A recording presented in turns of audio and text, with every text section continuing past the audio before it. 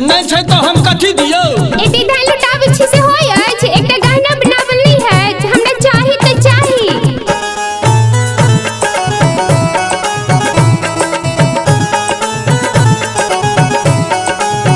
मांगे छी धान संपत्ति ने भैया कानक के झुमका गढ़ा दिया भैया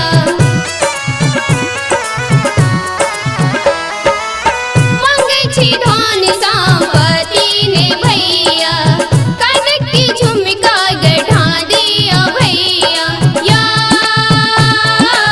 सोचू ने ज्यादा आहा सुनू यो भैया दुआरा बाजे बधैया यो भैया जे भी सो जावे नहीं निकलत रुपैया ताबे नहीं छोड़ब दुआरिया यो भैया ताबे नहीं छोड़ब दुआरिया यो भैया ताबे नहीं छोड़ब दुआरिया यो भैया ताबे नहीं छोड़ब दुआरिया यो भैया अच्छा ले जे हो से राख ले आहे बौआ के जाके आशीर्वाद दही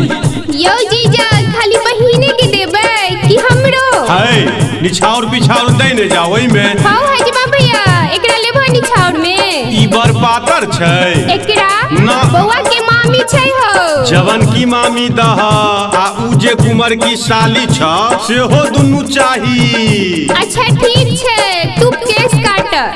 दै छी आशीष जुग जुग जी है बौआ धीरे सो केस तहु काटै रे नौआ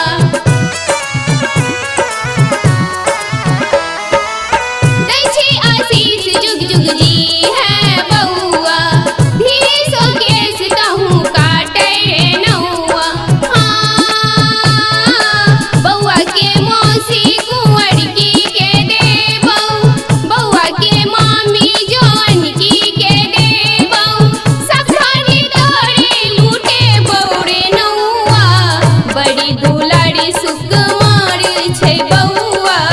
धीरे सो केस तहु काटै रे नौआ बड़ी दुलारू सुकुमार छै बौआ धीरे सो केस तहु काटै रे नौआ एला सखी हजमा केस काटले एला सखी हजमा केस काटले ओनी हजमिनिया सुनार साथे गेल सुन सखिया गे हजमा दौड़ल गेल सुन सखिया गे कह ई की भेल सुन सखिया गे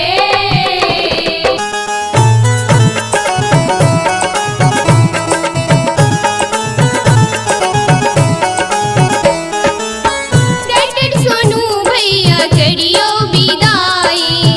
रोहे हमर भाई भोजाई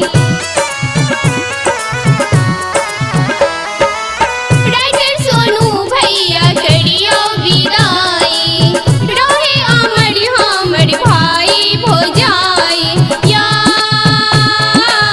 सोनी बहिन सन फेरबै नजरिया राखब ध्यान भैया भौजी उपरिया राखब बना का हमार नैहरिया एतबे मंगै छी हम आहाँ सो भैया चाही ने हमरा रुपैया यो भैया एतबे मंगै छी हम